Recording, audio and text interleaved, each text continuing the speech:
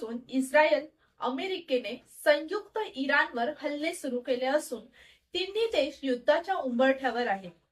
दरम्यान या युद्धाच्या पार्श्वभूमीवर एक मोठा निर्णय घेण्यात आला आहे. अबुधाबीतील हिंदू मंदिरे 7 मार्च पर्यंत बंद राहणार आहेत. हा एक मोठा निर्णय या दरम्यान घेण्यात आला आहे.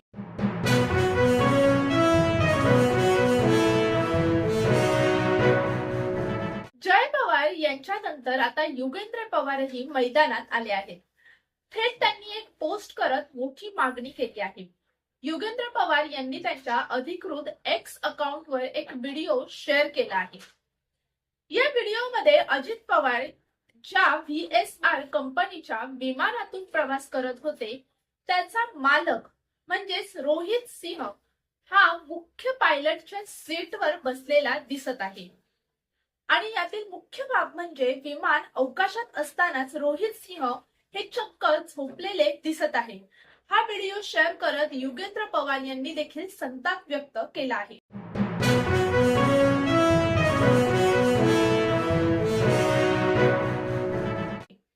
अमेरिका, इस्रायल आणि इराण यांच्यातील युद्धाचा परिणाम सोन्याच्या दरावर देखील झालेला दिसून येत आहे.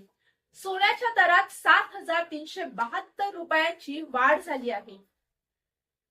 IBJN ने जारी केलेल्या दरानुसार शुक्रवारच्या तुलनेत सोमवारी सोन्याचे दर 7,372 रुपयांनी वाढून 1,66,469 रुपयांवर पोहोचलेले आहेत.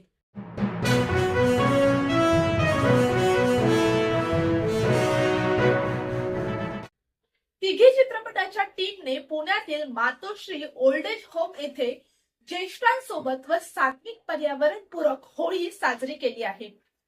भारती याचरेकर, नेहा पेंडसे बायस आणि सोनाली कुलकर्णी यांनी गाणी व गप्पांमधून आनंद वाटला आहे. त्याचबरोबर स्वावलंबन आणि स्वाभिमानाचा संदेश देणारा चित्रपट हा 6 मार्च रोजी प्रदर्शित होणार आहे.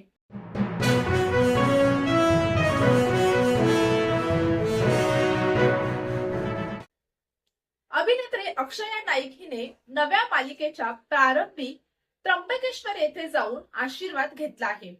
MTV वरील हे भगवान कितना बदल गया इंसान या मालिकेत ती मुख्य भूमिकेत झळकणार आहे. सोशल मीडियावर पोस्ट करत तिने देवदर्शनातून नव्या प्रवासासाठी सकारात्मक ऊर्जा मिळाल्याचे सांगितले आहे. आणि त्या संदर्भात तिने काही फोटो देखील सोशल मीडियावर पोस्ट केले आहेत.